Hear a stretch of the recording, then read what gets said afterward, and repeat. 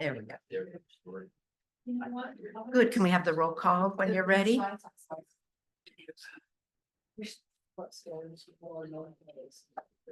So you knew what they did, and who they were, you know, when you come in, they all know each other. I don't know who they are, like you guys were, you know, Baptists, it's nice. But maybe they did. Ready for the roll call? Good. Test. Is that working? Yeah. Yes.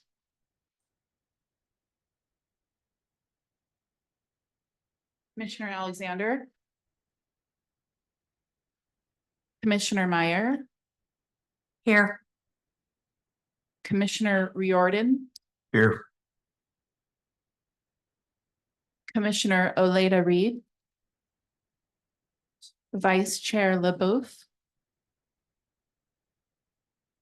And Chair Costello. Here. Thank you. So this is the point on the agenda where if there are any items to add that arose after the 72-hour posting deadline, this is the point in the meeting where a vote may be taken to add the item to the agenda. So I have something to add to the agenda. I'd like to propose that we add a 5D, a proposal of what to do with extra funding if our amounts don't come to the amount that we have been given. So I'd like to add that as a 5D. I have a proposal for that. All in favor? Aye. Second. Oh, I need a second. Sorry. I second it. Seconding. All in favor? Aye. Aye. All opposed? Great. Thank you. And now it's time for public comment. Members of the public wishing to address the commission on matters within the jurisdiction of the city of Seaside, but not on this agenda, may do so during public comment for up to 3 minutes. Comments on specific agenda items are heard under that item. Is there any public comment? Please state your name. Record.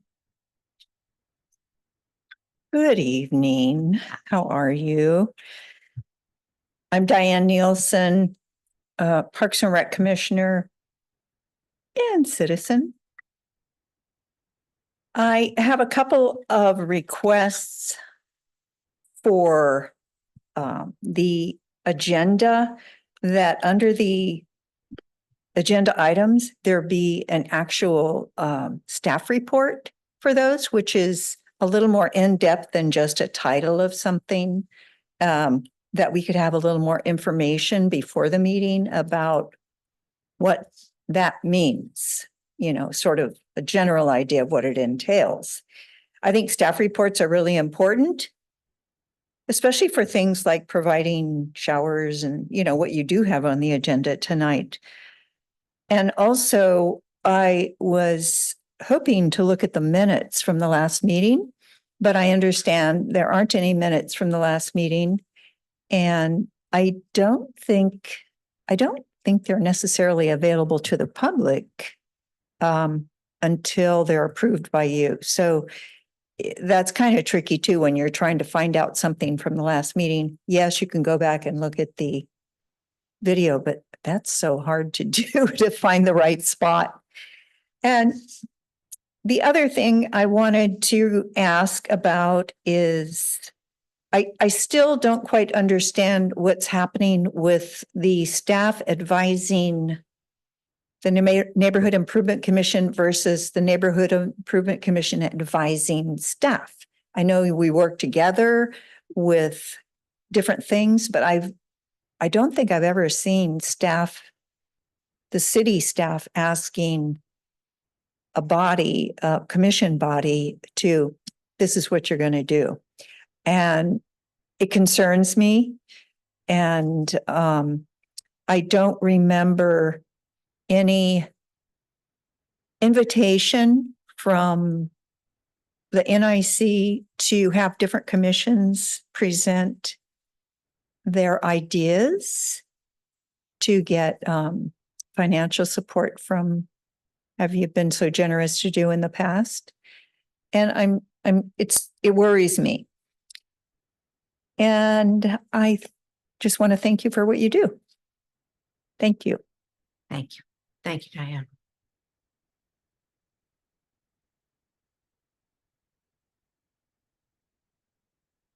Hello, Linda Cunningham, member of the Cityside Homeless Commission, but speaking as a citizen. I don't know if it was your commission who paid to have the sidewalk trippers shaved down. If you did, it's great. And I just wanted to support that in the future because it definitely makes my neighborhood safer to walk around, not to have those little lips of sidewalk sticking up. And I just, again, I don't know if that's something you guys funded, but if you did, great. If you didn't, maybe that's something you could do in the future because as time goes by, different parts of the sidewalk are going to lift. And there's some funky corners at Nocho Buena and Waring and Grandview where the sidewalk is below the curb. Like the sidewalk fell down and those are terrible toe trippers. They're very dangerous. Thank you. Thank you very much. Is there any other public comment? Great. So moving on to business, 5A is the High Five program. I think you're going to introduce that for us. Madam Chair, would you Yeah. please close public comment? I'm closing public comment.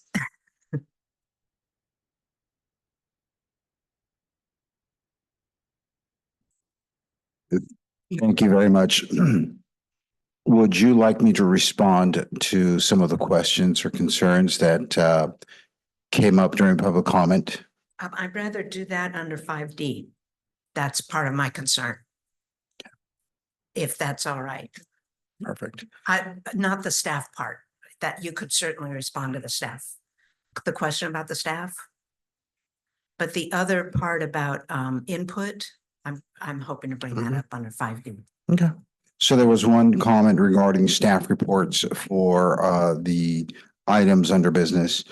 We will make every effort to have the necessary, to add staff reports. Sometimes we don't have the full information to be able to provide a fully well-developed staff report, but we'll make every attempt in the future. In terms of the minutes, we are a little behind on having those minutes available, and we will make every effort to bring minutes to the next regularly scheduled meeting for approval.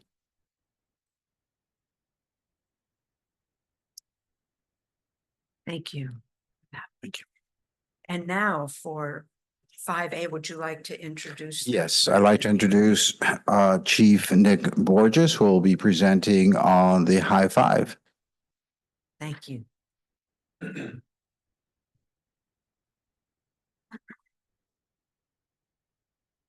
Hi there, my name is Nick Borges. I am the police chief, and I have a very short presentation to give you guys.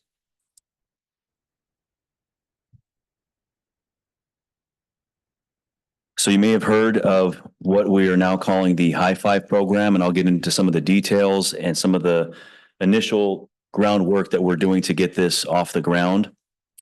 But really, it starts with this photograph here, and this is a photograph.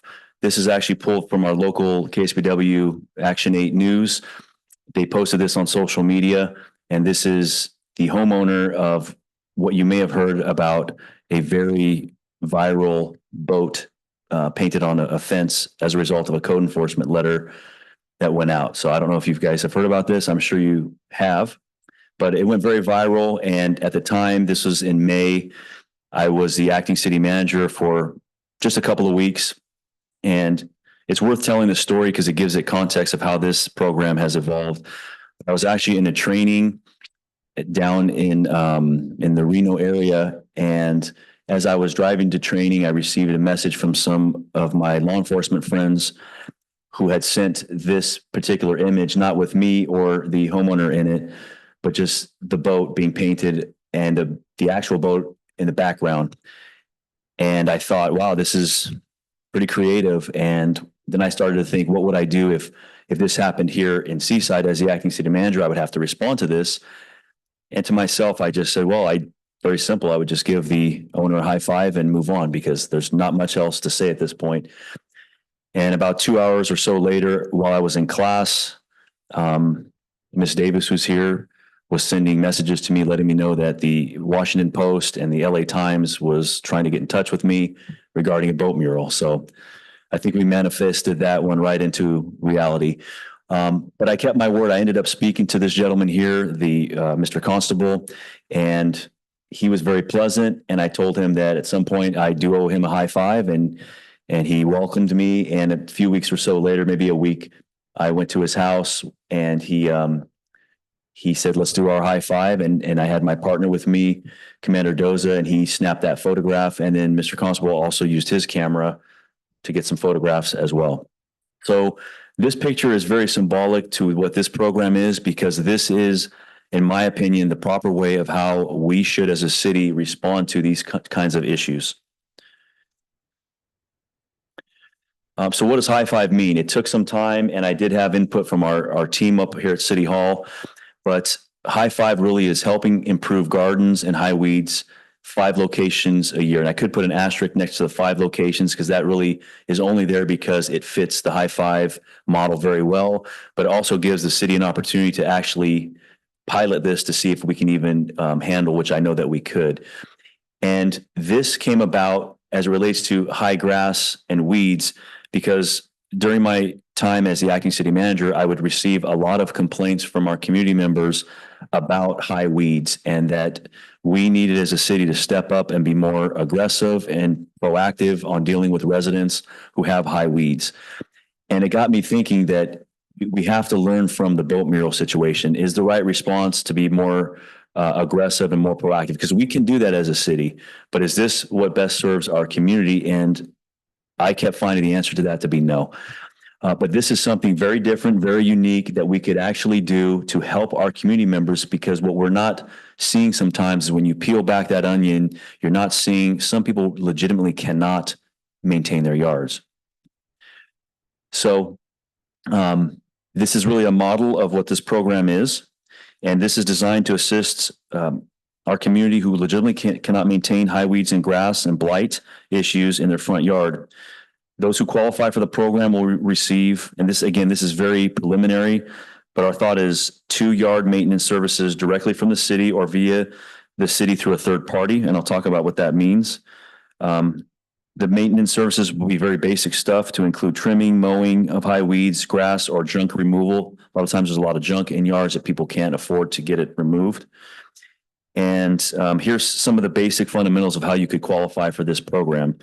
One is that you are a resident of Seaside. We want to make sure the services we provide here are directly helping our residents. You are a senior citizen and unable to maintain your front yard.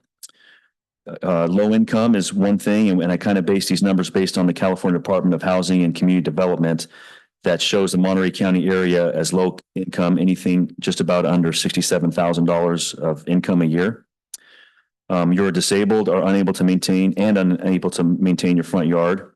And you must agree to sign a liability waiver from the city, because we all know, whether it's the city directly or a third party, that if somebody trips, something breaks, a rock hits a window, that there could be liability. So we want to make sure that a person agrees to a release of liability for these services.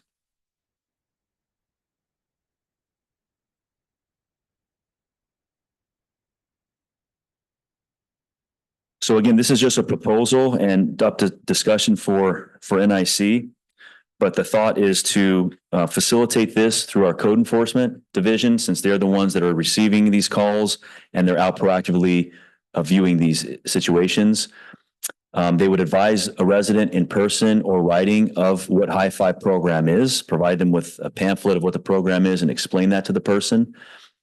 They would provide them with that application, as I mentioned, but also offer to fill it out for them. The application, I'm still in the works of developing this. It's going to be a very simple checkbox application, but the thought is we want to be providing a service. So if a person's unable to fill out this application, we can do that on site. It shouldn't take more than a couple of minutes to fill this out.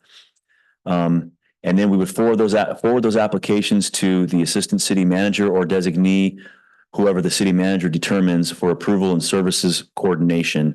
And we wanted to keep it at that high level because the way it works in the city, as most of you may know, if we keep this at the code enforcement level, it may be difficult to get approvals of how we're going to do that. And as I mentioned earlier, we can really maximize our businesses here through our local landscapers. And we have many high-profile landscaping companies and very, family landscaping businesses here in Seaside that we could really work with. And whether that's the city or NIC, hopefully devoting some funding to that, or even there's a particular landscaper that I'm very confident would be willing to donate services at least on a yearly basis, maybe twice a year, but at least on a yearly basis. And we've done some work with them in the past here in Seaside, one of those projects being the entire landscape of former Del Monte Manor, which is now Him Plaza. The entire landscape of where the playground area was all donated services by a local landscaper for community outreach. And they do community outreach here in Seaside every single year. They find something, they're always looking for things to do. And that's something we could capitalize on. But it'd be important at the high level to have either the assistant city manager or someone that the city manager provides authority to, so they can make these arrangements so they're happening very quickly. So there's not a lot of back and forth.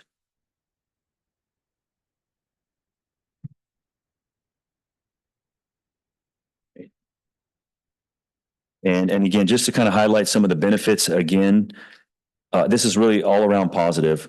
This is going to assist those who cannot maintain their yards. This is going to minimize neighbor conflict. As we have seen, sometimes these issues lead to police interaction, and now you have the police trying to work out neighbor issues because they can't agree upon a person's yard appearance. It's going to beautify neighborhoods. I didn't put this in here, but it also increased the value of homes and neighborhoods over time. It's going to make better use of our code enforcement. It's going to really be that, just like we do at the police department. There's times we have to enforce, and there's times we can actually be a peacemaker and make situations better. This is going to get, as I mentioned earlier, local landscapers and community members engaged in helping others. I've already had one community member who actually works for the local media, who lives in town, has said they would be willing to do stuff like this on a voluntary basis and come out and gather neighbors and find different neighborhoods and trim lawns at their own expense. So again, this is kind of a proposal. I think as it relates to the NIC, one of the key things that you guys can discuss or consider would be important, because you guys play a very vital role in providing recommendations and advice to our city council. And you guys have a budget, and that could be something where, as we move forward, we're looking to you guys to establish some form of a budget, whatever you think would be appropriate, if anything at all. And that could be a recommendation that in turn goes to our city council, which provides for funding. So we have something stabilized throughout the year to actually carry this program out. And with that, I'll take any questions. Thank you so much. That answered a lot of our questions from our initial meeting. So does anyone have a question for Chief Borges? I do. Hello, how are you today? Good, thank you. On the qualifications, the criteria to qualify, would that be a one-time thing for a resident? I mean, if they got it, like, say, for example, it started this year, or let's say they started it next year, they were awarded or were picked, to help, then would they be able to apply again in 2026 or 2027? Yes, as long as they legitimately could not do this themselves for some reason that fits what we talk about.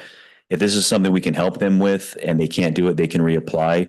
But the intent is to, as this grows, we're going to take these on a first come, first served basis. So somebody submits an application, it gets approved. We don't want this to be, they submitted in January and December, somebody's mowing their yard. The vision for this is somebody submits this application, it comes to us in a timely manner. When I say timely manner, I'm thinking within a week or two at most. And if they're approved, then services can immediately be sought out, scheduled, and services implemented, and they can go right away. And then a second one could come usually 3 to 6 months, or whatever the resident thinks is best. And we'll give them one more that calendar year. Right. So, that was a concern of mine, is that, I realize it's not my money, but this is taxes coming in, but you know, that somebody, and I understand this is a really generous program that you've, you know, developed. And I understand where it's coming from. It's coming from your heart. You want to help people in Seaside. But and I want to help people in Seaside, but I also worry about people getting something that others aren't getting. And, you know, we have, say, this one individual that's, you know, disabled or whatever, and they continually get their application in, and somebody's basically, the city is paying to do their yard 3 times a year. I'm just wondering, you know, how that is fair to the rest of the citizens who may have problems, but find a way to maintain their yard. And I mean, like, don't get me wrong, I think it's a great program because I want to see yards cleaned up too, but I feel like I have to play devil's advocate and ask this question. And then I have another question after that, a follow-up. Okay.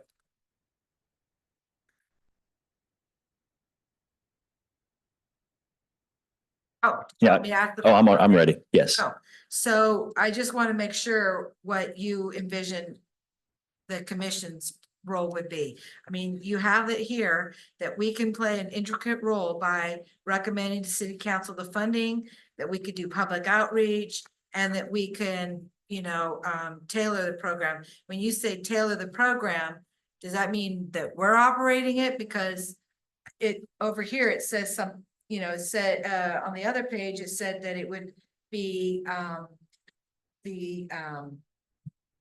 sorry, it would be the, code enforcement. So I just want to make sure that I have a clear understanding of exactly what our role is going to be. I think that's fair. So let me write that down. I'll answer in sequence.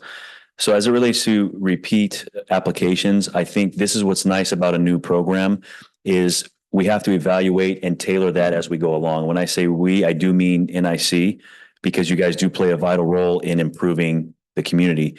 And that's something to where we may not want somebody that's going to have a handout where they're just taking advantage of taxpayer funding or a service that we're offering and they're applying every single year and they're getting it every year.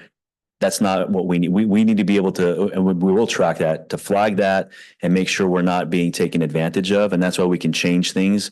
We may come later on and put limits to how many times you can do it and things of that nature.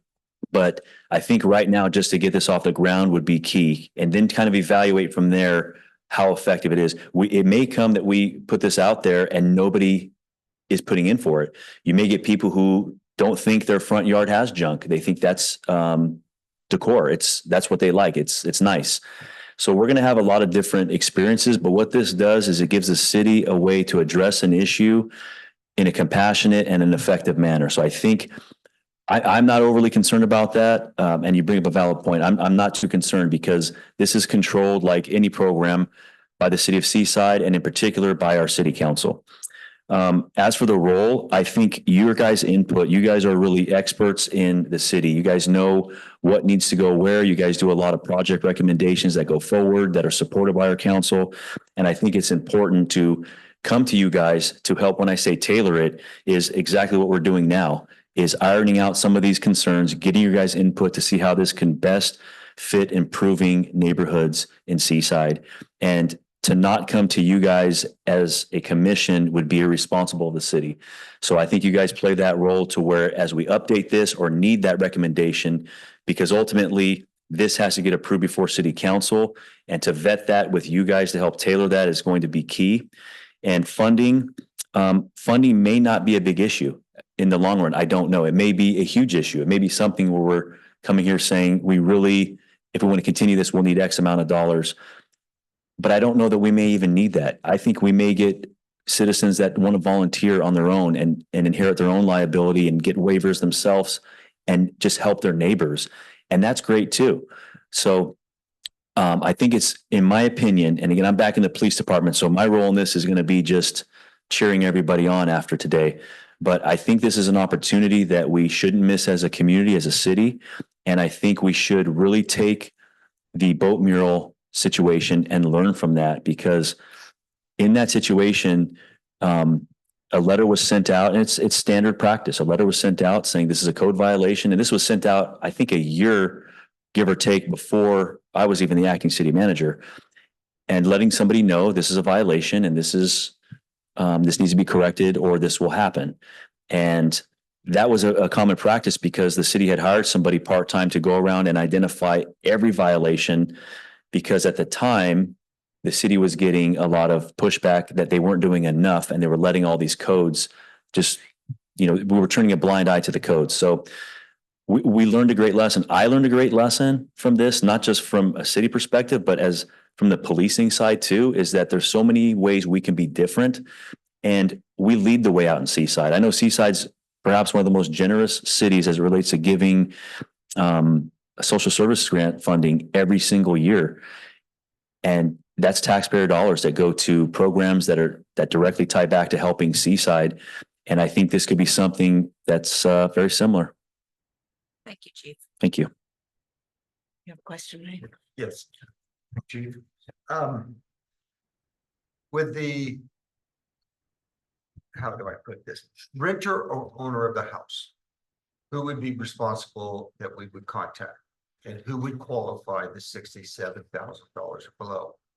I know numerous people here in Seaside that own 4 or 5 homes, and they are slumlords. They're pigs, to be honest. And so, do we go and clean up their messes that they don't want to clean up? Because some of them get charged, they charge the renter, but then they don't take care of it. So how would we determine that? Number one. Number two, the disabled, would that include veterans and state disability or just state disability? And is there a cap on them that we would set of how much we would spend on a yard? Because I mean, going to the dump now, I think it's $50 a tire. It's $75 a mattress. I mean, it's just out of control out there. So, I mean, do we put $1,000 on it? I mean, we would need some input on that from somebody. Yeah, so as it relates to disabled veterans, absolutely. I wouldn't follow just state guidelines of somebody who is a state. We have to honor our veterans as well. I would definitely include our veterans. As for the landlords and properties, based on the description you said, that would not qualify. Somebody owns multiple properties. That alone in and of itself is not a low income situation. That's It shows no income because it's all cash. and even if they don't, if they're still collecting rent, if they're still owning property, if they can't maintain ownership over a property and they're allowing those to go to waste, that's something we're not going to get involved in. And in my personal opinion, or professional opinion rather, is they probably shouldn't have property if they can't maintain them. But I'm looking more towards residents, people who legitimately cannot, and we do run into folks where you pull up and they're in a wheelchair or they're disabled or they're paralyzed and they can't do it or their family's not in the area. It's really going to, when we look at this program and start to implement it, you're going to see the window of the folks that are out here. And that's why 5 is probably appropriate. It's going to be relatively small, but it still gives us that opportunity to, when we get to those situations, to look into it. And code enforcement already does this. Who owns the property? Why aren't they doing this? Before they send these letters out, they should be doing this kind of legwork. And I know they do in many cases. And that's still a good opportunity for us to be interacting with homeowners and residents to let them know there is an issue, it needs to be addressed, and put some attention on some of the problems. So I think it's still a win-win. I hope that answers, I think that answers everything. I like the program. I think it's guideline to help out people. But yeah, that's all I know. Thank you. And I did in the proposal, I did a rough figure of $25,000 of the TOT tax money, thinking that we might run into a place that needs a few dump runs, and then another one might just be $1,000, and maybe we can just do more houses in the year with that funding. I ran it by a few of the local landscapers who love the idea, and would love to be involved. So I'm sure we'll have no trouble with getting, local landscapers to take part in it. So, yeah. I was in Portugal and your face in front of that boat was in Portugal. Is that right? I'm dead serious. My brother was in the other hotel room and he yells, I think that's your city manager from Seaside. And I get that you were on the news and they were talking about how Seaside and this guy did this. Yeah, it was in Portugal, Lisbon. Wow. Yeah. It- Yeah, it went international. I think. Yeah, well, of course. It was, yes, it went all over the world. Yeah. In a matter of about 2 weeks, it was all over the country, all over the world. And the one thing I wanted to make sure of, and again, I spoke to our city clerk about this. I wanted to make sure we were not the story in the news that said at the very end, the city of Seaside has yet to respond, because there was a couple stories in the beginning. And I was just thinking, well, that's because I haven't called you back yet, but you're next on the list. We can't be that city, even when we're wrong. We get this in the police department historically.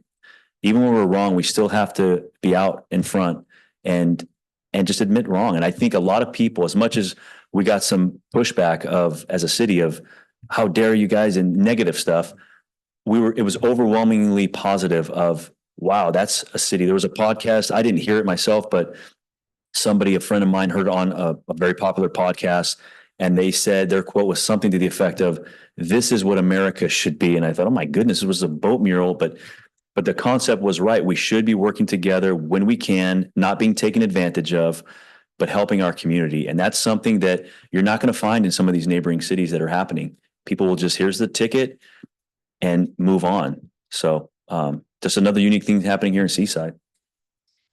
Thank you so much for your proposal, and I think it can be a continuing publicity. You know, it can be a continuing thing in the community if we choose to do this. So I'd like to pose, do you have one more question? I did, because when you brought up the amount, I was wondering if that amount seemed appropriate to the chief, or if it was too much, or what did he think about that amount that Ms. Costello brought up? Yeah, I think you said $1,000. I said 25 for high five for the year. Yeah, I think that's beyond generous, to be completely honest with you. If we're just cutting grasses, trimming things down, that alone shouldn't cost more than $200 if you're on a high end. I mean, if somebody came to your house right now to cut your grass and wanted to charge you $1,000, I think you would tell them to leave. And we would do the same thing. And hopefully, as we work more with some of our local landscapers, maybe we'll do one donate and we'll do one we charge, and it's $150 for this square footage. It shouldn't be too expensive. Hauling is a little different, but we do have public works they do that kind of anyways, not from private property, but from the public on a regular basis. So do you think initially we should drop down that 25 to maybe 10 or 15? If you guys are comfortable with that, I think that's completely fine as we get the program moving. I don't think it shouldn't take $10,000 to cut 5 grasses. And even if you add a couple of those being hauling off stuff, I don't think it should not cost $30,000 to do 5 locations, in my opinion. So if you wanted Be to, okay with 10? yeah, I would definitely be okay. Like 5,000, try and keep it in the high five, keep it at 5,000, because like the chief said, $300, $200 there, $400 here, 5 families, Start with 5. $5,000. So And if you're we gonna need to make that increase it, motion? I'm making a motion to propose the high five program with a $5,000 cap. I would second that. All in favor? Aye. Aye. You can, let's go.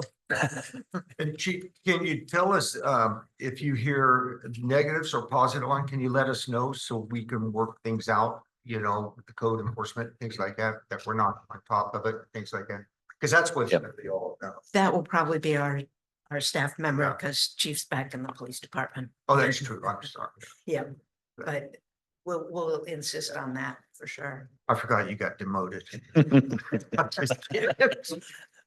I'll get tickets. Thank you so much. for Thank you this so idea. much. I Yes, appreciate it. Chief. Thank you. Awesome. Thank you.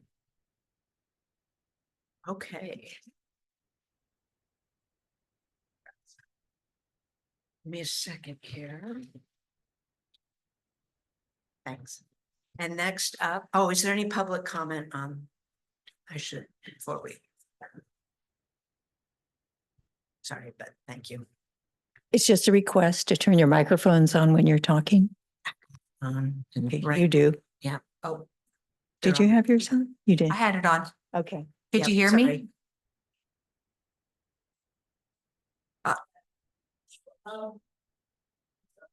Oh, no. Still not, right? Do we have any public comments online? I don't think we do still, no. Okay, and your public comment? Yes, Good. my name is Linda Cunningham. I'm on the host commission, but I'm speaking for myself. I'm really grateful you funded High Five. It turns out that mural's just up the hill from where we live. It was really fun to stumble across that and say, wow, it's right. It's like our neighbor.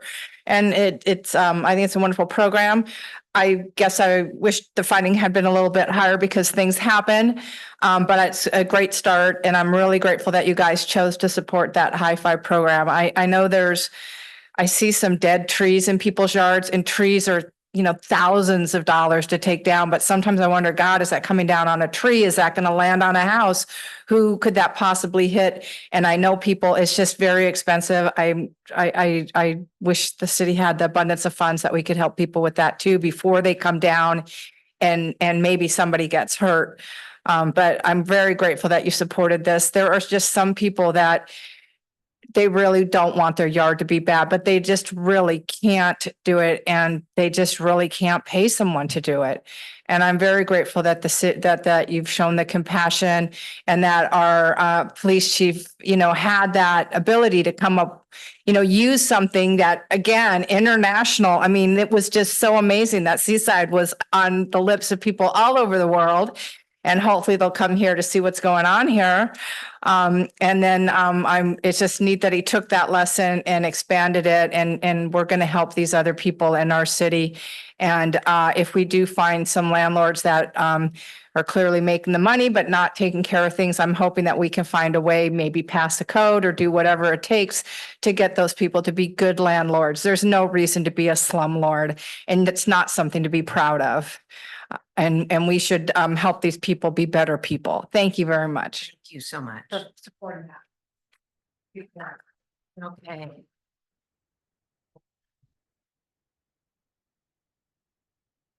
You're doing okay? Just get.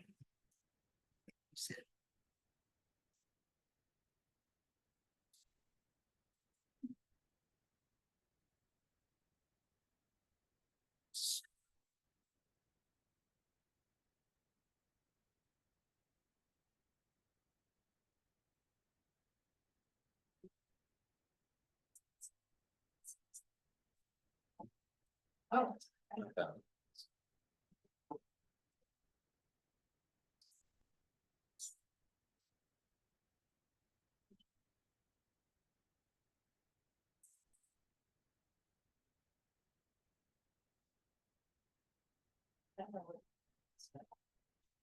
There we go. So, and then some position that was in the bottom. Tonight, a lot of times I sit up there because this just causes me bad problems. Down the design. That's terrible with that. I tried.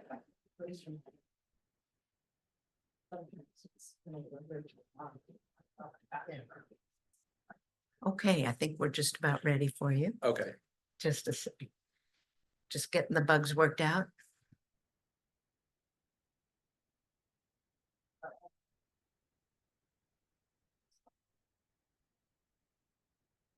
Awesome. Thank you. Okay, so we're moving on to, This, excuse me, this controls the slides. good. Good evening, Chair Costello, commissioners and members of the public. Thank you for your time this evening. My name is Ben Strickland and I serve as the chair of the Seaside Homeless Commission. I'm here today with my colleagues from the commission to present you an idea for which we would like some funding. So for a quick summary, our desire is to increase the dignity, preparedness, and hope of those who are homeless or at risk of becoming homeless. Our solution would be a mobile shower facility contracting with Refresh Start. And our ask would be $24,000 for a pilot program, which would serve Seaside every Saturday for 1 year.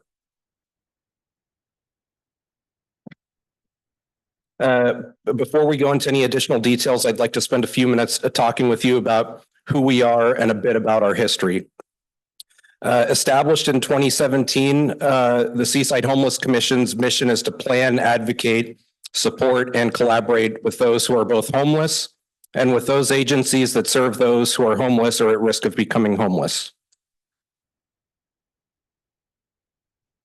Over the last 2 years, the Homeless Commission distributed over $20,000 and supported a total of 10 community organizations in their quest to continue their food insecurity programs and offer additional services during the holidays. In addition, we spearheaded a donation drive for Casa de Noche Buena. Why are we here today? We are here to introduce you to a local nonprofit organization that is already offering mobile hygiene services to the peninsula, Refresh Start. We want to request funding to support their efforts and bring their talents and time to Seaside. But before we do that, we want to spend a few minutes talking about our journey back to the Neighborhood Improvement Commission. You may remember us. About a year ago, we stood before you asking to support a funding for a mobile hygiene and laundry facility. We had a proposal from an organization up north in Oroville, California, and we asked for partial funding. We had hoped to visit with other city council organizations with an investment in hand, making a pitch. But unfortunately, that did not happen. But what did happen is we learned of a local organization, Refresh Start, that is already here on the peninsula, that is already providing similar services. Since learning of their existence, we've received a proposal from them, and we are excited to share that they are here with us today with some of the clients they have served. So I'd like to introduce Sarah Tortorelli with Refresh Start.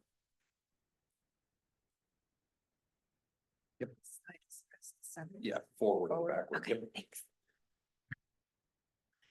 Good evening.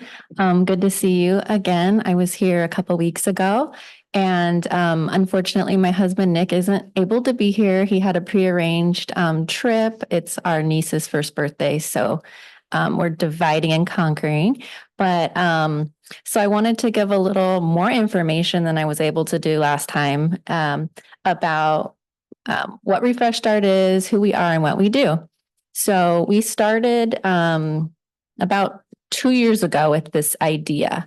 And the idea came because my husband was at a local church. He was doing, helping people who are homeless with meals. They had a clothing closet. They had a truck that would come and do medical care.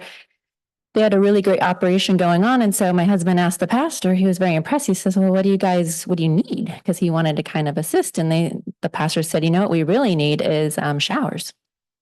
I think that was the first time we kind of thought about this concept that people don't always get showers at shelters and things of that nature, that they are able to get food and they are able to have a roof over their head. But the hygiene aspect is not fully accessible all the time.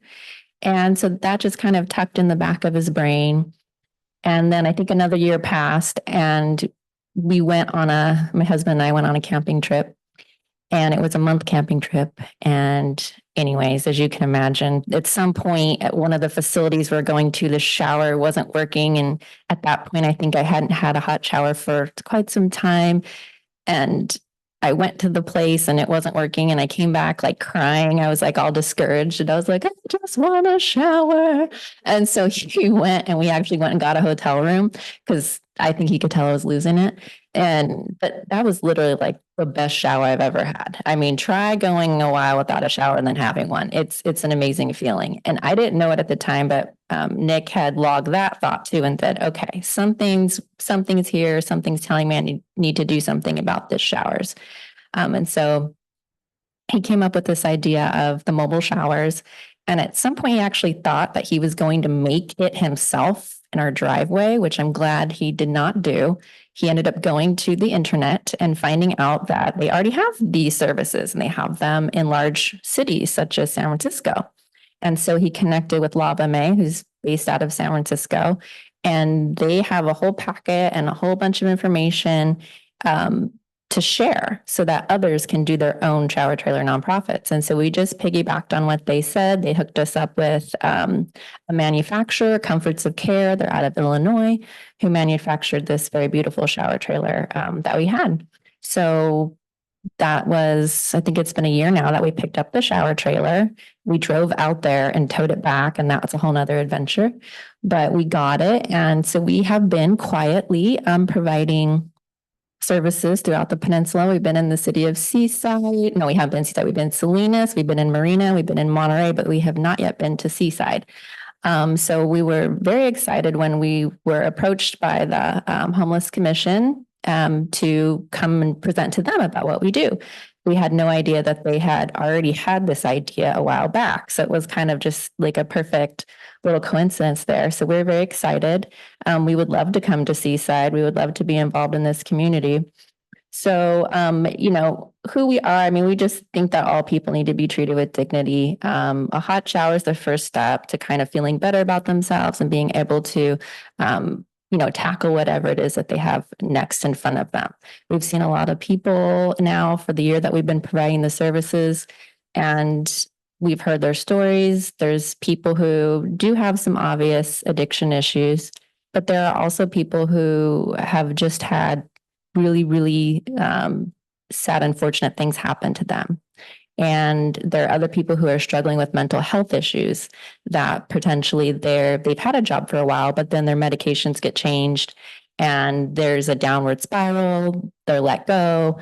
And you know, that can happen actually pretty quickly at times. So we've met people with all those stories. So, you know, we're just trying to do what we can, and it's so simple. It starts with the shower, really. I mean, it's what we all do usually in the morning is we get up, we get our shower, we feel good, we're put our clothes on, we're ready to tackle the world. So, you know, we're able to do that by obviously the shower trailer, but then we provide hygiene services, toiletries, anything that's donated to us, we're able to provide. Some people give us packs of clean socks, some people gives us razors. I mean, we kind of have different options too when we're there. But part of our strategy is to piggyback on other services that are already being provided. So that's really what we've done to date is we found out about a group that reached out to us that is in Monterey, that they do breakfast at Lake El Estero Park. And so they asked us if we would come out and piggyback on their services. And we love that idea. So we went out there. There's already people there, you know, having a meal. It's like, it's more perfect than just go ahead and have a shower. So that's kind of what, you know, we like that concept of joining other groups where the people are already there and then just giving an additional service. And so the shower trailer, let's see if I can click this. So the shower trailer, it's it has 3 bathroom stalls, and it's complete toilet, shower, sink, mirror. It has heating, it has air conditioning, lighting, so ventilation. So it's very, very comfortable. It's got all the bells and whistles for people to be comfortable. And we have a water tank we bring, we have propane, we have a generator so that we can kind of fully mobile, right? So that's all self that we have with the services. Currently we do volunteer, really. I mean, it's not a huge operation at all. But what we would like to do and what our vision is for Refresh Start is for the shower trailer to go 7 days a week and to have a full staff. And so that anybody that needs a shower can have a shower in Monterey County. So that's kind of our long-term goal. Let's see. Oh, and so servicing, we bring everything to the site. So we have the towels, we launder the towels.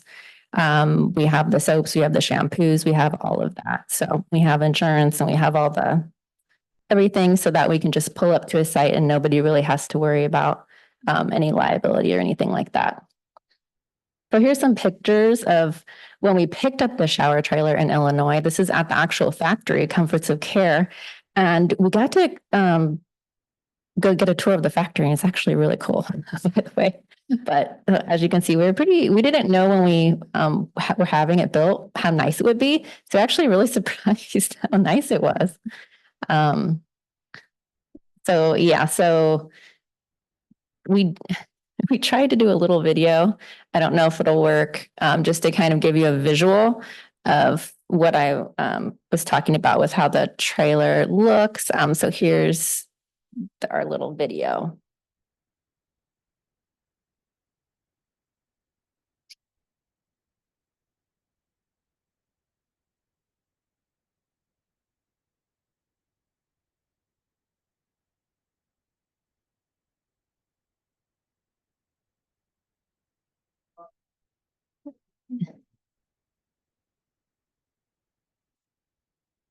It might be on mute.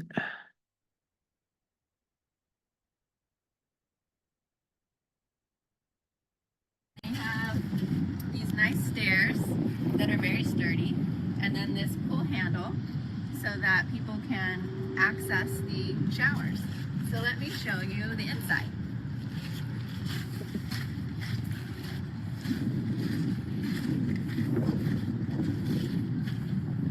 So inside, we have a full bath. We have a toilet, a shower, and sink and mirror.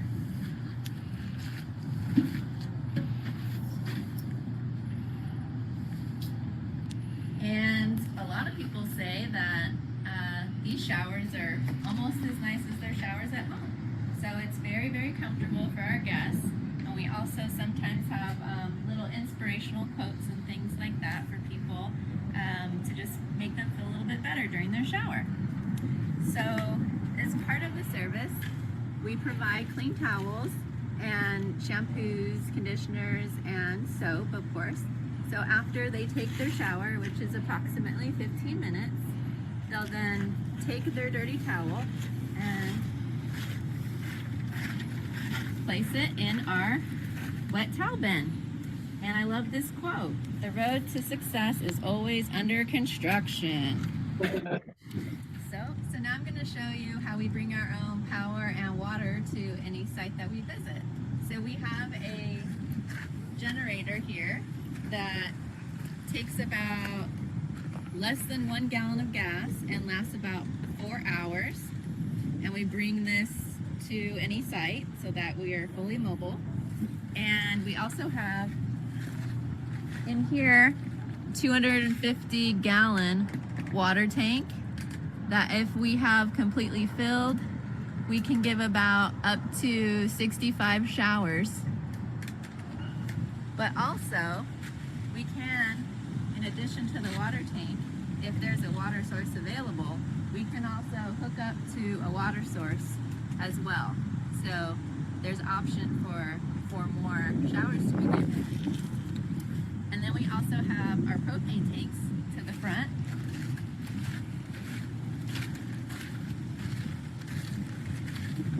And this is where the propane is stored, and these tanks provide the heating source to heat the water for the showers so that we're able to provide hot showers to people, which is a great benefit. Hi, my name is Preston, and what a blessing Nick and the ministry is. I was homeless, was able to take a shower, get to church, after the shower, get an interview, and got a job full-time from that. And it's just such a blessing to feel clean and human and normal again.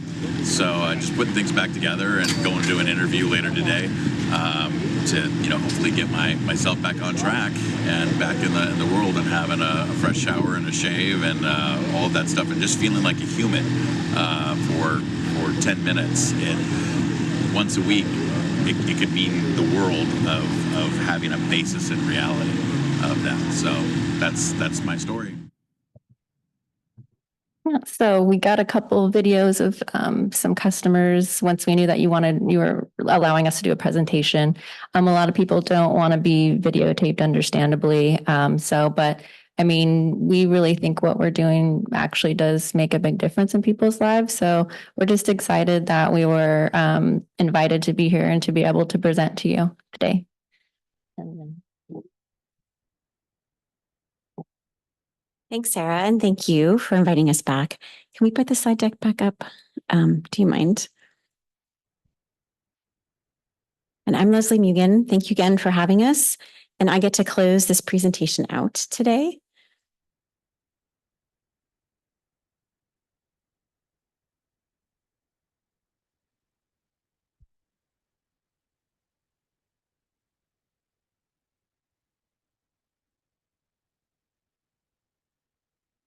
We can just go down to the slide that starts with the ask. One more, two more. There we go. You've heard this before, but our ask today is to fund a pilot. We're looking to do 4 days a month on Saturdays here in Seaside for a total of 48 days. Location is to be determined by city staff. They've been working with some of the faith-based organizations and looking at potentially other areas as well for a total cost of $24,000. Can I do this? Oh, there we go. The benefits. So probably the last item on the list here is the most important. When I came and talked the other day, I was talking about how we believe that the mobile showers will help improve our neighborhood. And we talked about a sense of community, an ability to create opportunity, access to hygiene, all the things that you just saw in the video that Sarah just showed. But we also think, obviously, this is a needed service. We think it's an ability to strengthen relationships, but we also want to collect data. We want to be able to interview folks and collect information. We want to make sure that we are adding a value here and that eventually that we can tell our story. Sarah mentioned wanting to be in Monterey County 7 days a week, full time. That's going to require access to grants and gathering information, going to other city councils, looking for other opportunities for funding. So we really want to be able to use this time, this next year, to be able to collect some really good information, to be able to share that story. So again, our summary is basically the same slide you saw in the beginning. We want to increase dignity, preparedness, and hope of those who are homeless, who are at risk of becoming homeless. Our solution is the mobile shower facility. And then our ask is $24,000 for a pilot for 1 year, every Saturday for 1 year. So we wanted to start the questions with maybe some of the questions that are top of mind for you all. As Sarah mentioned earlier, they are currently in Marina and Monterey. She also mentioned Salinas. So they are active in the community right now. There was a question when we were here a few weeks ago about why not just providing vouchers for showers. Sarah can say this and talk about this much more eloquently than I can, so can her husband. But really, the bottom line is security and privacy. I think about it from my own perspective. If I was homeless or at risk of being homeless and I had my things with me and I was self-conscious about how I felt, I wouldn't want to go into a facility to take a shower. I'd want to go to something like the mobile shower where I felt safe and secure. And I knew that volunteers were there to help protect me and protect my belongings. Will the service benefit and or decrease the homeless in our city? I'm sorry that they ran together. We believe, again, that this will create renewed hope, dignity, self-esteem, and increased confidence in interacting with society. So 3 final thoughts, just to leave you guys with those thoughts. Our goal, again, is to improve our neighborhood by providing hygiene services to the residents here in Seaside in need. Our next step is to work with community partners to find a location, as well as with city staff, and to plan those logistics. And then certainly we would like feedback on this presentation and what we've brought here to you today. Thank you so much again for your time, and we'll take any questions, and I'll invite others to come and answer questions as well. Thank you. Before we take questions, I'd like to emphasize that you clarified 2 questions we had before, which were location. It's going to be determined by city staff, so we don't have any part in that. They'll take care of that. And the other thing was that you emphasized that it was a pilot program. We don't have to decide for the future. You will come back with feedback and advance it to, possibly other parts of the city for funding and for how much that funding would be in the future. Right. Am I correct on that? Yeah, we don't have any preconceived notions that NIC is here to fund this for forever and ever and ever. We do want to be able to make this pilot. We do want to collect the data. I mean, if I had my druthers, I'd be sitting writing grant proposals with Sarah by my side, right? I mean, we want to make this happen. And we would love the opportunity to do it in Seaside and to have this start here. I appreciate the clarification of those and a couple of other questions. course. There. Any other questions? Sure. Okay. Thank you for the presentation. Very good. I'm just, my curiosity, okay? How long do they get to take the shower? Is there a time limit? And does someone stay too long? What do you do? So there is, yes, there's a time limit. It's 15 minutes. So we give them a timer, a little handheld timer, so they can see it. They take it in there with them. We also have a sheet of which we keep track of everybody, what their name is, what time they went into each stall, and when their time's up, because it's, again, there's 3 different shower stalls. And so people could be coming and going at different times. And then there's also the waitlist sheet. So we do keep track of everybody that's in there, how long they've been in there. And if somebody is at 15 minutes and they have not emerged, somebody will knock on the door and say, time's up. And then if they still don't come out, the knock again is time's up. And then there's a warning that we're going to open the door. We do have the key so that we can open any door, even though they do lock them on the inside. So if there is anybody that we think potentially needs medical assistance or anything like that, we can open the door and tell them if they need any assistance getting out. Yeah. But we haven't had any problems with, I think he's had to open the door maybe one time on somebody. Yeah. And then how long do you stay on Saturday? 8 hours, 10 hours, or with? Currently, right now, no. What we do is we stay until the water tank runs out. Oh. And that depends on the volume of showers. And that also depends on how much water is being used per shower. So what we do, I wasn't able to demonstrate it on the video, but the shower is actually controlled differently than your home shower. So you turn the nozzle to show you what temperature you want the water, but for the water to flow, there's a chain that's high that you pull.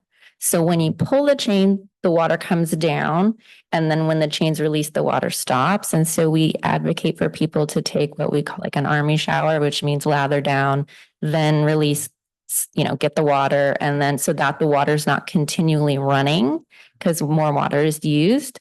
But there's a lot of people who are kind of, I don't want to say hip to that. And so they tie the chain down. So they will, and I probably would do it too, to be honest. I have like a lot of hair, like you need more water. So if someone's holding the chain down, more water is being used. And so that's goes into play on how many showers. But I mean, I would say probably, 4 hours. Yeah. That's cool. Yeah. Great. Thank you. And then one other. Okay. Monterey and Marina's doing it. That's on different days? Or Yes. is it, okay, Mhm. so you do that. And then my last one is, who cleans them? We do. After everybody. That is such a good showers? question. I can't believe I didn't mention that. Yeah. So part of our process is after every shower, we do clean them. Oh, yeah. Yeah. Yeah. So that's another sanitation, kind of plus is that everybody knows that they're stepping into a clean shower. And that actually helps at the end of the day that, they're not that hard to clean at the very end because it's been cleaned every single time. So they're sanitized, in between. So we do that. Yeah. So there's usually 2 people. There's somebody who's kind of working the front table where people come up. That's where the towels and the other shampoos and conditioners and whatnot is at the front table. They come up, they get put on the list, and then the other person is the one directing them to the showers, making sure it's locked and secured, is making sure the time's correct. And then when the person leaves, that other person is going in and cleaning, and then lets the other person know that it's clean and ready for the next person to go in.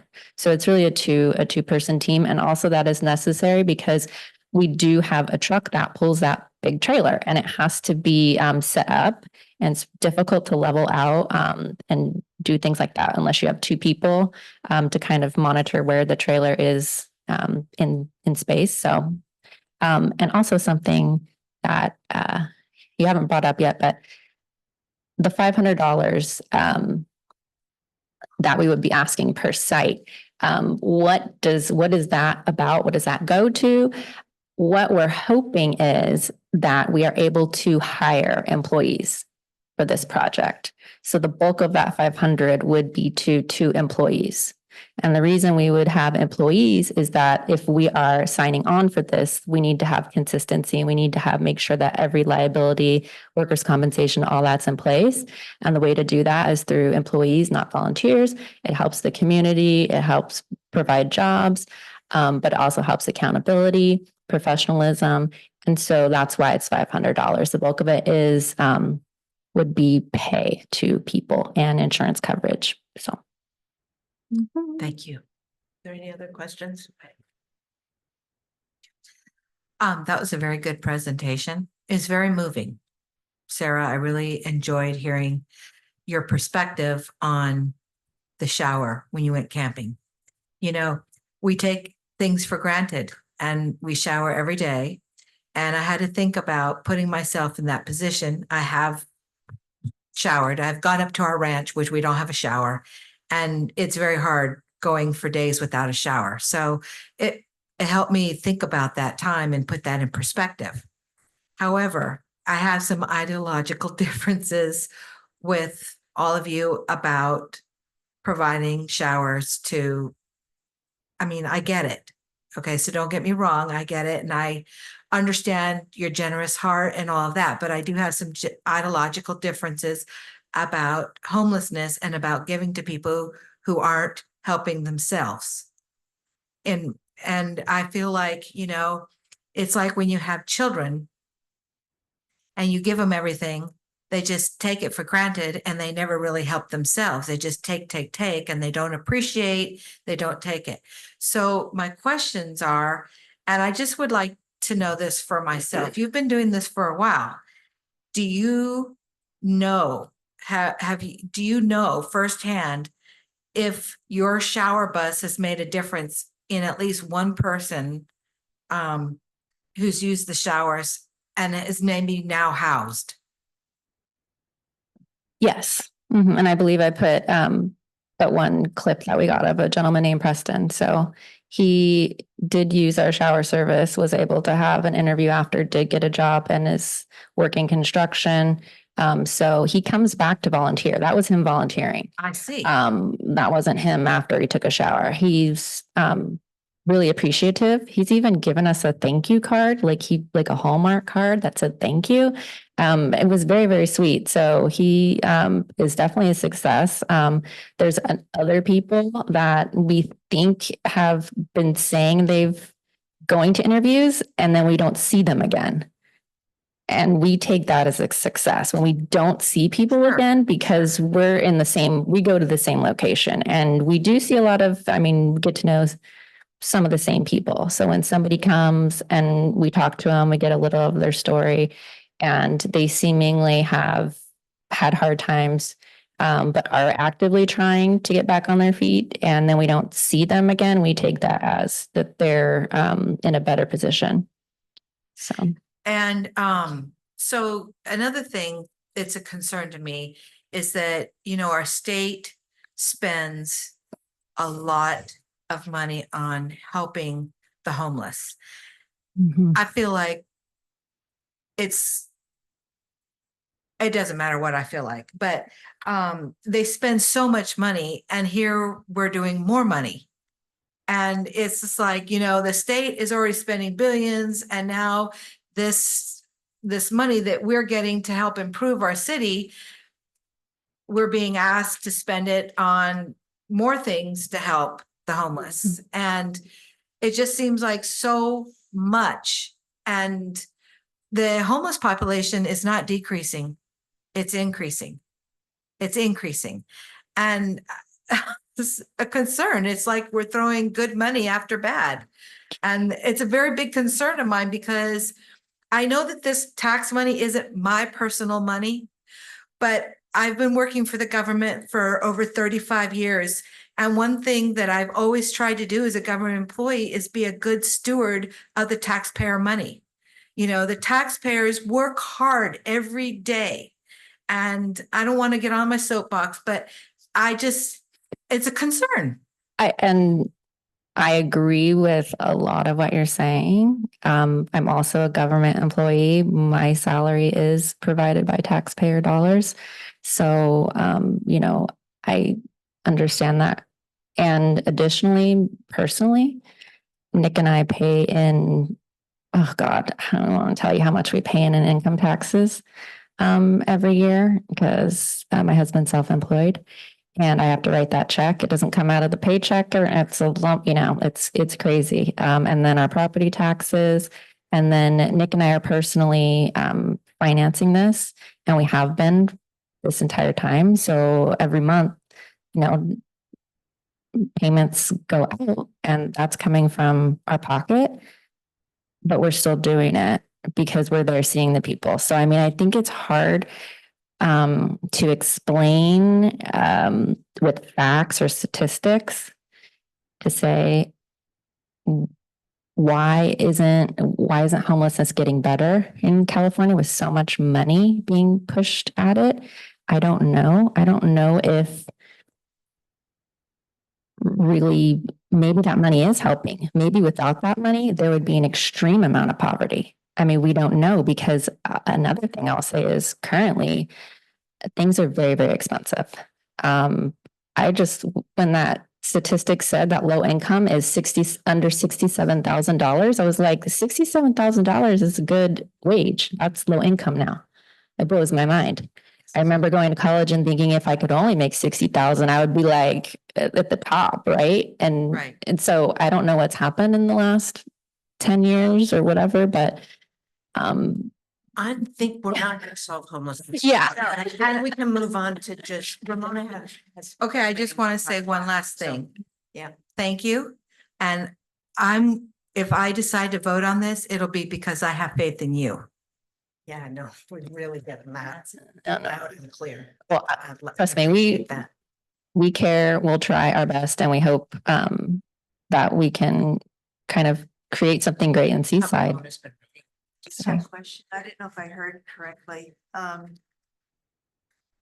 Refresh Start, did I hear that it's a nonprofit program? Yes, it's a nonprofit organization, certified as a nonprofit organization through the IRS, yes. And you purchased the trailer from that nonprofit? No, the nonprofit is, it's hard. So we had to form a nonprofit, but my husband and I are the ones that control the purchases of the nonprofit. And then we pay the bills of the nonprofit. So we put our personal money into the bank account of the nonprofit. And then the nonprofit itself, that entity is able to contract with service providers and get loans. So we have a loan, we have 2 loans. Yeah. Mhm. Chair, I'd like to make a suggestion that we move this decision or our vote to Part D and not make a decision at this time. Okay. We can certainly do that. We can push back the vote on this until we do it. Yeah, you had one more. Suggestion. Thank you. Seaside High School's up there, they need to put in so many hours to graduate. And I would be able to find a good amount of microphone. Oh, a good amount of kids that would love to do this. And it would be a nice stroke for them. And the God, who is, I can't think of her name. She would eat this up. She would just love it. She would sit in the toes. Yeah, well, thank you. Mhm. Thought you- Thank you. Suggestion, yeah. Thank you very much. Thank you. Okay, thank you for that, because I want to get 5D in there as well. All right. Well, so is there public comment on this? So did we have to vote on that? We're going to vote on it after D. On her proposal? On your proposal. Yes, we do. Sorry. I And- second that proposal. And did we need public comment on that? Sorry, Joan. Is that any public comment on moving this to 5D for vote? For the decision? On that item, yeah. It's just on this item, but I don't think you got it. Okay, all in favor of moving that to 5D? Aye. Aye. Okay.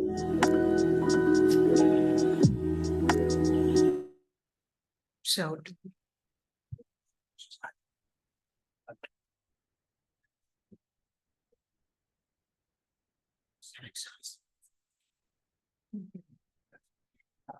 You're doing great. You're gonna need to do your cutout thing. You're gonna need to give us some direction on 5C when we get to that. Because I. Yeah. You're doing great. As soon as they're ready. There we go. Okay, we have a presentation. Oh, did you look into it? So you're gonna do 5C for us or are we? So Madam Chair, as item 5C is the artistic cutouts that was proposed by Commissioner Reardon. And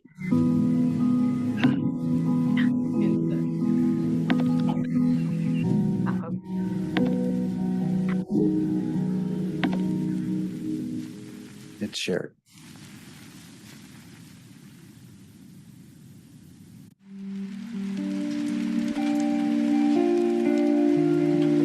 The recording stuff.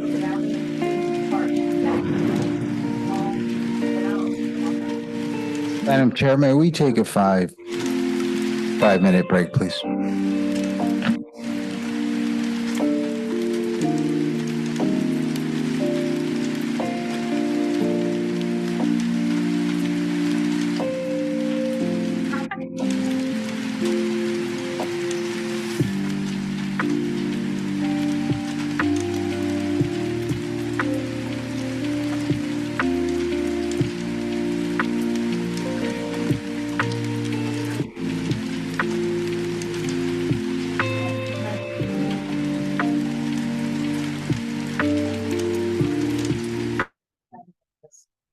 I already have them back on the commissions. Nothing personal, but like I prefer those chairs. They're much better seats. Even though I prefer getting blown on by cool air. I will obey my back.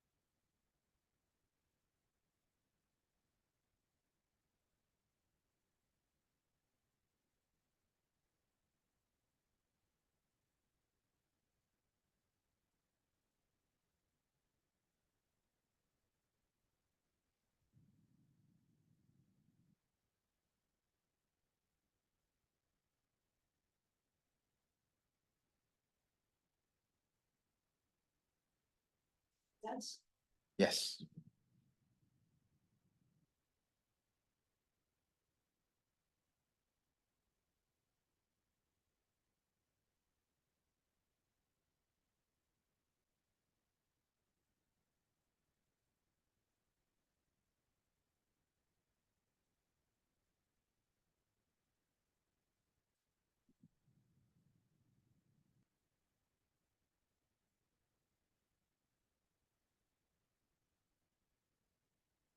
Okay.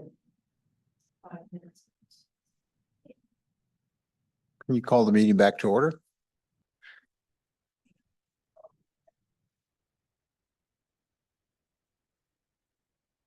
Thank you, Madam Chair. So at our last meeting, it was decided to move the suggestion by Commissioner Reardon on the artistic cutout project. So It's basically artistic cutouts that identify the community, placed at strategic locations. And the approximate costs are about $5,000. Okay, can I talk a little bit about it? So, you see that gentleman, it's about 12 feet high. Okay, or 13, I believe. And what you can do is he can paint, the artist that does this, he did it for, of course, the ag. But what we would do if we did this, would do like Welcome to Seaside. Or we would have kids pointing towards the beach saying to the beach.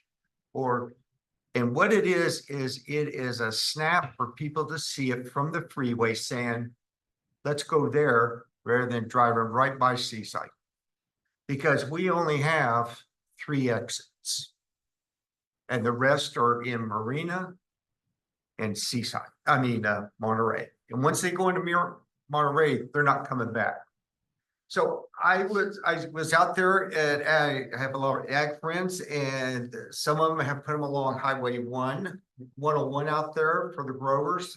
And they get all sorts of comments of people commenting and doing it. And I know it's out of the box, but we need to get people in here because we can't grow Seaside within ourselves. We have to get tourists to get in here.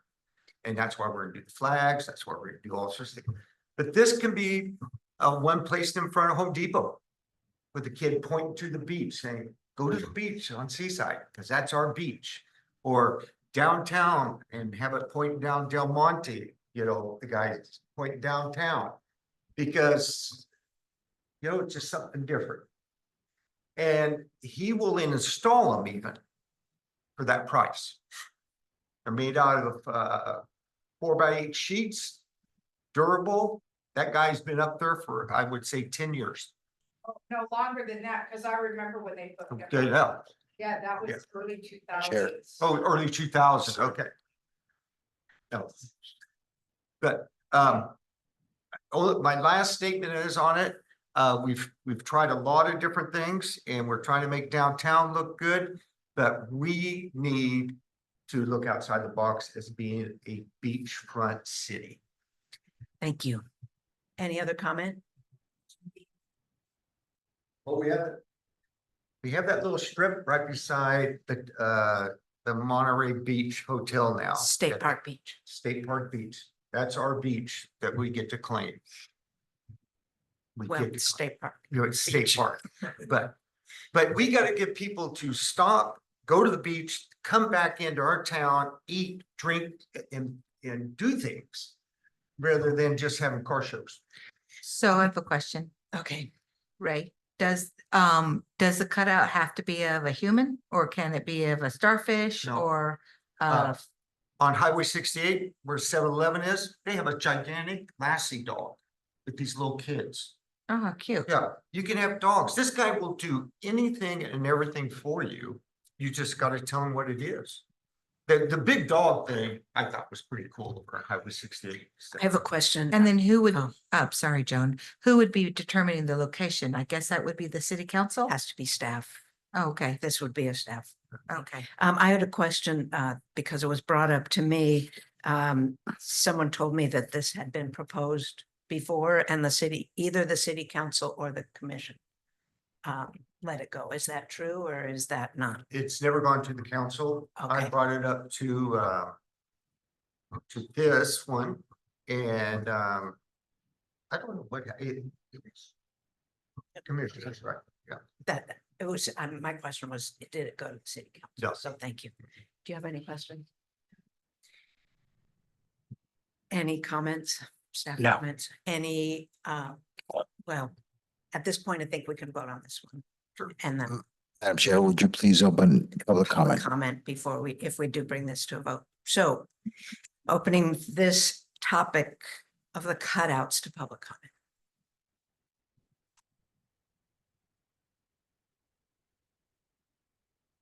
Hi, Linda Cunningham, homeless commissioner, speaking as a citizen. I've seen many of these cutouts as the cow up by the barn when you get out of Prunedale. They're great. I love this kind of work. I'm really excited that boat murals just up the street from me. I think it's totally cool. I think a bunch of neighbors or other people contacted the muralist to do more murals, and I think it's great. Big fan of murals. A couple of questions would be, will we have to contact the Coastal Commission to get permission to put something up? What is the limitation on size? Would they consider it a billboard? Billboards are not allowed. If we could have something, I would love to see if Seaside owns property on each side of that highway, maybe have a kid on one side of the highway throwing a Frisbee and a kid on the other side preparing to catch a Frisbee, or a dog gonna catch a Frisbee. There's things that I think we were just up in Berkeley and in along the waterfront, they have a whole bunch of like peanuts. Snoopy and on his Red Baron and they were actually in the water and they were very eye-catching. I think there's a lot of opportunity here. One of the other things that is not attracting people to Seaside is there are only 11 places to charge your car. One is at the Tesla. There's really no food near Tesla. You might be able to walk to Gusto's. And the other four are in the parking lot at the library. And let's face it, there's no food down here. We're on the topic. We want to Oh, just stay. I'm sorry, but I thought we were talking about attracting business and I apologize. But yes, I do. I'm in favor of the cutouts. Thank you. As long as we don't get in a battle with the Coastal Commission. Thank you.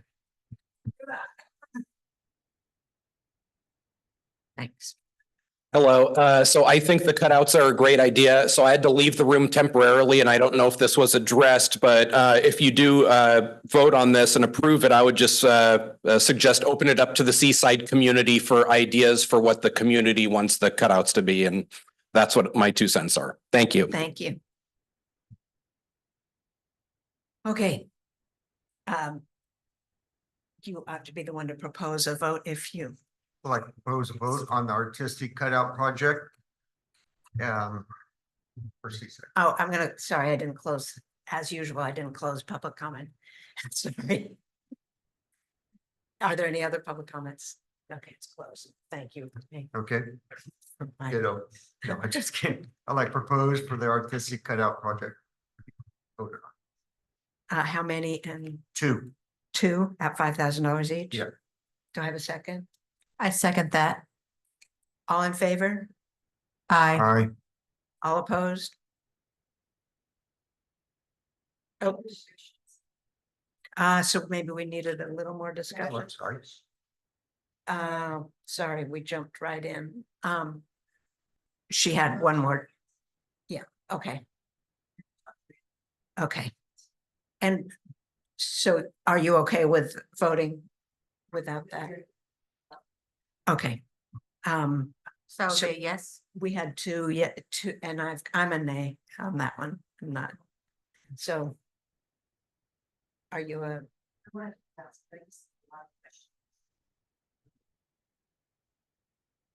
They go to the council, like the gentleman said, it'd be nice to have.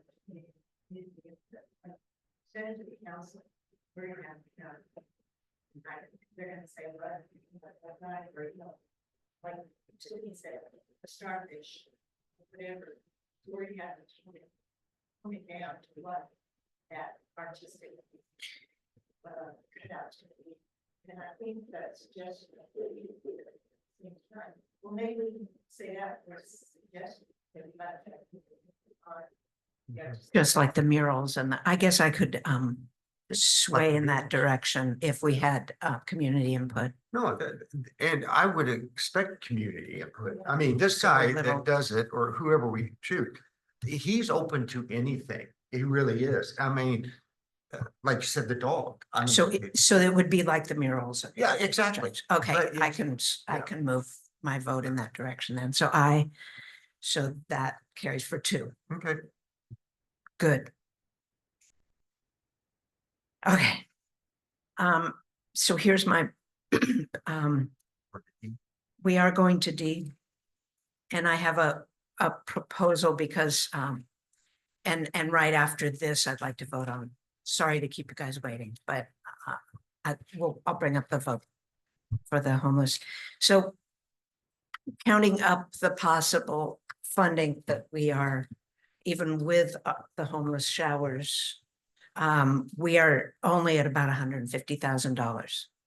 Up to 390. Yes, so my proposal is that all of the leftover funding from the TOT funds will be distributed among the other commissions.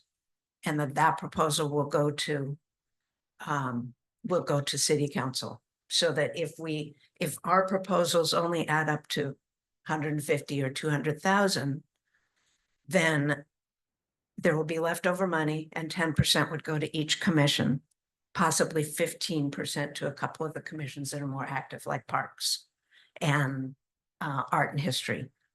But there are 9 commissions, so it's 11% or so.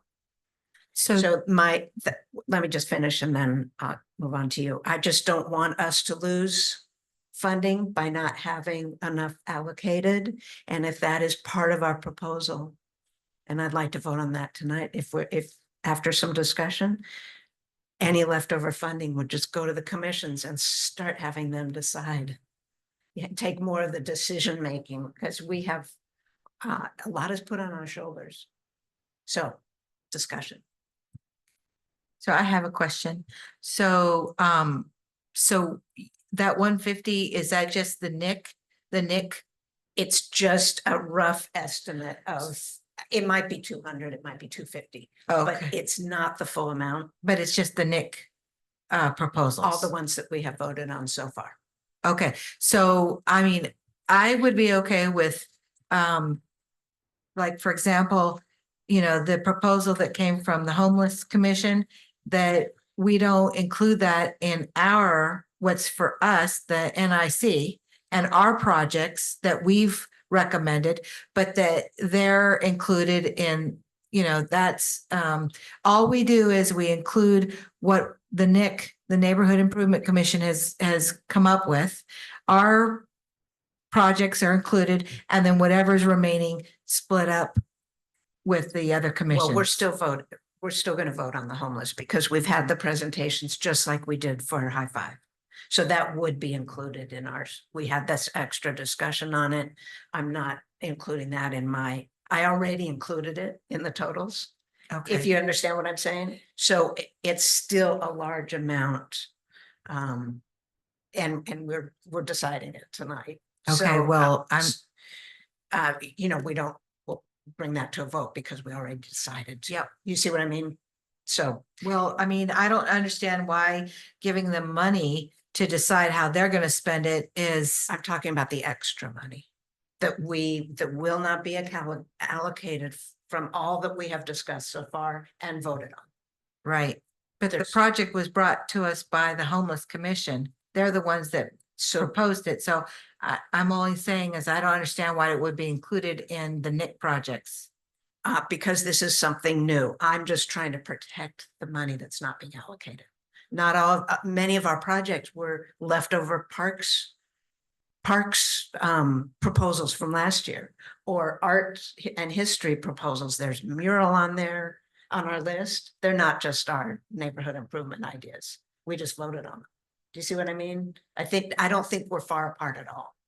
I just think that I don't want to lose the extra funds, and this is a way to put some of the responsibility on the other commissions. The Homeless Commission always donated the money that we gave them to lots of different organizations. I'm sure they'd do that again if they had extra funding.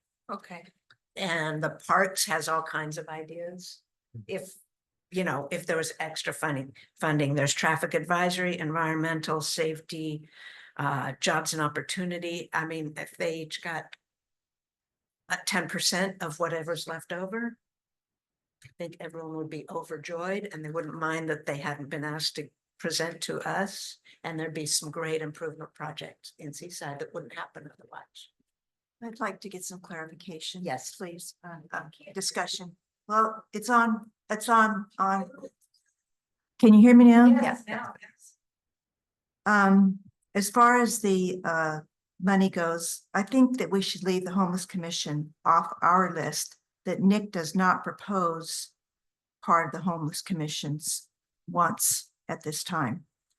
So that 24 grand, I think should be subtracted from our wants, our recommendations. Okay. They were saying the same thing. Yeah, I guess. Because it's not fair issue. that, They would get much more. know that, Or- that the homeless commission is part of our recommendation. Let the Hmm. homeless commission have their say, let Parks and Recs have their say, let the EC have their say. I don't feel comfortable having the homeless commission's request on our, as part of our request. That's theirs. You mean the request tonight? Yeah, Right, because then they can go to city council and they can fight for their, what they want to use the money on, instead of us having to do it. Yeah, I think I know it's probably unfair because they've made 2 presentations already, but I just, if we're going to do it the way Chair has recommended, then I think each commission should have their own monies, and I don't think homeless should be part of our commission, if you will. Maybe I'm not saying that right. They have their own want. well, So, okay, if I'm understanding you, then we still haven't voted on the on the separate part, which is the homeless, the bus project. So that, and the only reason that we didn't already vote on that to include it with the parks and there were several that were from other commissions, right? Recommendations from others and from people in the community. So I think those are 2 separate things.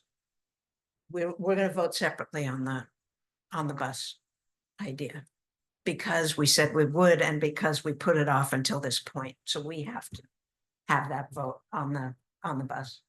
Okay. My proposal is separate from that. And who knows how much money this would be left over, but I don't want that to go back in the general fund Well, I don't we agree with- because but we agree with you there. I know That all of it's those just- extra money should be, at least I agree with you there, that we don't want any money to go back into the general fund. And every commission should have exactly the same amount of money. Okay. So I would say next year, maybe we can push in that direction, that we won't be looking over each proposal. But we still need to vote on the homeless proposal, on the the shower proposal. Because we just put that off. Mine is actually separate from that. So I think I should have done that before, just to not confuse the 2, to conflate the 2. And if the leftover funding, if we divide it between 9 commissions, is not going to cover the shower bus. No. So we really need to, because it would be divided amongst all the commissions. They probably get $10,000 each. Well, the only commissions that use monies are Park and Rec. What were the other ones? Art and history, history, homeless, community, environmental would, But they haven't proposed. yeah, But they've they never might if they get proposed. And we can't give it to FOSPA because that's a money. We've nonprofit. already given. it to us. Right, we can't give it to anybody except a city commission. Okay, so think about that one. But I think we need to, do you have something? Yeah. Sorry. There's the ones we sent to the council a couple of weeks ago. There's quite a few of them that we should then kick back. Exactly. We have Kick to back them out of the back. 150 because like a tree Yeah. giveaway program.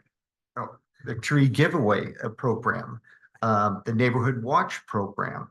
That's safety. I mean, I can go through the list here and I think the homeless shower bus should stay within our funds because we asked them to come and do all this. And then the High Five program, we're going to include that in ours, right? Yes, we already voted. We already voted on it. So You're clarifying what I said, Yeah. so thank you. Yeah. I appreciate that. So I'm, the first step we need to do is a motion and second and a vote on the homeless shower bus. Well, And then we'll do another vote on, and we'll have more discussion if we need on our proposal, on my proposal. before we vote, I just want to make sure I'm clear about how the money would be divided amongst who. Because when you just said that there might not be enough to cover the shower bus, and then Ramona said, that there's only 4 that would really probably utilize money, then that means we'd only divide the amount by maybe 4. I don't know that could be our decision. If we're just giving to selected commissions, I don't know that. Well, why couldn't we? We make that determination. So why couldn't we say specifically, we're going to take the remaining 250,000 and we're going to divide it up amongst the homeless commission, the Arts and History Commission, and what was the other one, Ramona? Oh, the Parks and Rec. That's 3. There's also safety, there's traffic advisory, environmental. They have not proposed to us, but they could sure, they might surely have an idea of how to spend. Well, then we could give them a little less because they've never done anything, never like done maybe anything. 5,000. So we could do, and that was $3 grand. on my list, I had 15% for the more active ones and 10% for the less active. And we could ask city council to come up with how they divide it amongst the commissions, or maybe we can get some staff help on that part. Also, they might become more active if we Exactly. give them some money. I mean, the ones that haven't participated at all, they're probably saying, we don't get any money anyway. And so let's throw them a chunk. I mean, guys, we have a boatload of money here for Right. NIC. It's more than I ever thought we would get. So let's be a little generous. Okay, that's all I'm asking. Let's be a little generous and see what they do and let us learn a lesson. Then if they don't do nothing with it and it goes back to the general pot, They won't shame get on it us. next year. We come back and say, hey, but I think the It's true. homeless thing, the shower thing, I think we should just vote on it. We and need to go- vote on that yeah, first. Vote and on then that we'll get to first, the other. and then next time we'll clarify everything, because it isn't fair to change up right now. Okay, I agree. Thank you. all right. Okay. Do I have a motion? I propose that the homeless shower bus be voted on Be funded for the for amount that was asked, 24,000. $24,000 for a year at $500 a Saturday. Okay, do I have a second? I'll second it. Okay, thank you. And all in favor? Aye. Nay. Nay, okay. So that passes with Passes. 3-1. So the bus gets a pilot year. Thank you. I'm gonna Don't use, forget those high school kids. Thank you for I'll tell telling you. us that. That's a great idea. I've used them before. yeah, they're great. So without leaving the details to another time, could we propose that that remaining funds, maybe I can get some staff input on this, if this is a possibility, because we do not want to lose the funds that come our way. You haven't. Madam Chair, staff's recommendation would be to postpone this particular item Till September. to our next regularly scheduled meeting, which is coming up. September. Which is coming up September 3rd,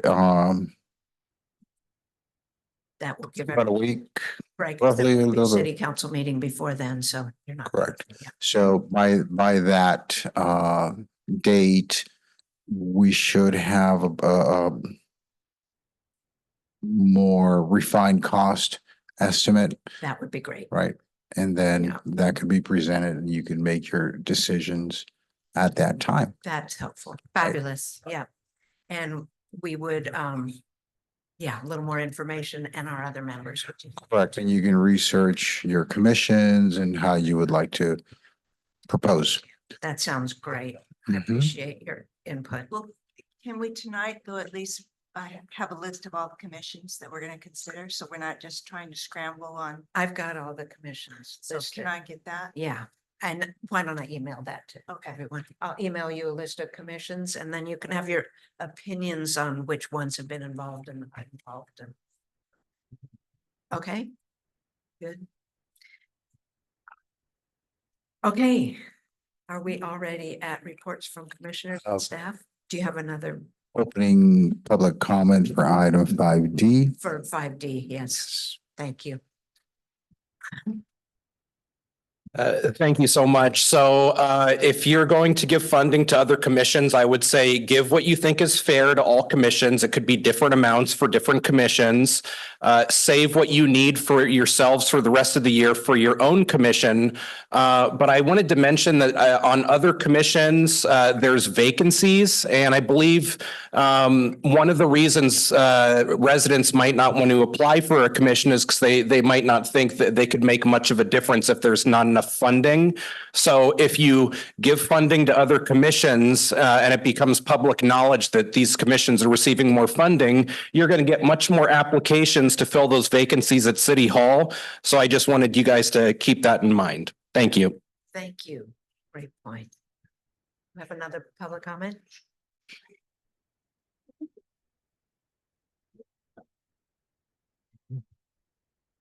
Linda Cunningham, and I wanted to thank you all so much. This is really not a handout. It's a hand up. We need to help our neighbors. Some people fall into homelessness. We had one lady, her and her husband both got very sick at the exact same time. He died. She lived. She lost her bladder to cancer. I don't think she could really cope with life, and a son that has some, maybe he's on the spectrum issues. It all overwhelmed her, and she lost the house, she lost her husband, her car died. Then she was just bombarded by men who wanted to have sex with her, even though she was 50 and didn't have a bladder. It just was not her. It just happened.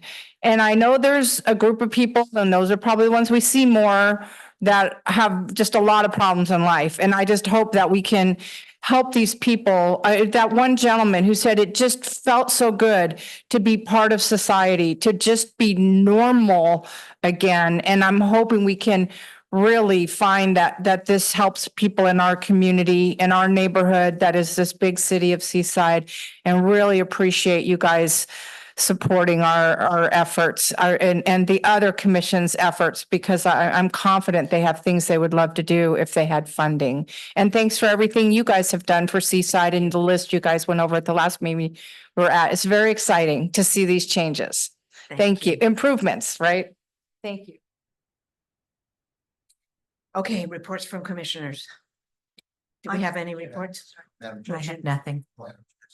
Hmm? I'll close. I'm never gonna do it. I'm just never gonna do We're it. gonna have a I'm gonna- public close it. for you. I would like to close public comment at this time. Ramona, I just wanted to say I am an advocate for homeless. I just wanted to give it back, that money back to the homeless commission. I didn't want it to be a part of because I didn't want to present it to the council, because we've been told before that it doesn't belong in a neighborhood improvement. And I thought it would get turned down if we submitted it. So I wanted to give that money back to the homeless commission along with the other monies to the other commissions. So it wasn't a slight against the homeless commission. I wanted you to fight for that and not us, because I was told that it's not part of neighborhood improvement. thank you. And Ramona. on that note, that's sort of why I'm pushing this next step. I think we need to get the commissions more involved in this process. And that would be one way to do it next year, is to, do exactly what you said. Wait, I just have one little note to think about for our September meeting. Our neighborhood cleanup day is coming on the 28th of September, which is rushing. So just remember to block that on your calendar. It's September 28th. Uh-huh, and we will start getting that up on the website and everywhere it needs to be and pick our dumpsters and all of that. Other reports from commissioners? I have none. Tiffany? No, I don't have any. Okay, and reports from staff? Thank you, Madam Chair. I do have a couple of Do. quick updates for you. Thank- So the 40 benches that were part of last year's work plan, those are currently, the work is currently in progress to install them up on General Jim Moore between San Pablo and Broadway Avenue. So 4 of those chairs. There have been 2 foundations or flags of concrete poured. So we'll be having 2 of those installed, and then the next 2 will follow as soon as those are done. And Awesome. one of those benches is ADA accessible as well. Oh, that's great. And in terms of the painting or wrapping some of our older benches, I did have an opportunity to speak with our public works staff. And the type of material that those benches are made of are the recycled milk gallon jugs or plastic. So the paint does not adhere to them very well. So it wouldn't be recommended. As for the wrapping, yes, they could be wrapped. It would be labor intensive because the benches are slats, individual slats. So it would be fairly labor intensive. Those are my updates. Thank you so much. All right, I am going to move to adjourn this meeting. All in favor? Second. Oh, yes. Second, aye. Aye. Exhausted. Thank you all very much. So did you say that the benches, I just make sure, that you said the bed, the 2 pads are available, 2 pads are covered. And then they just haven't installed the benches, right? Mr. Capella?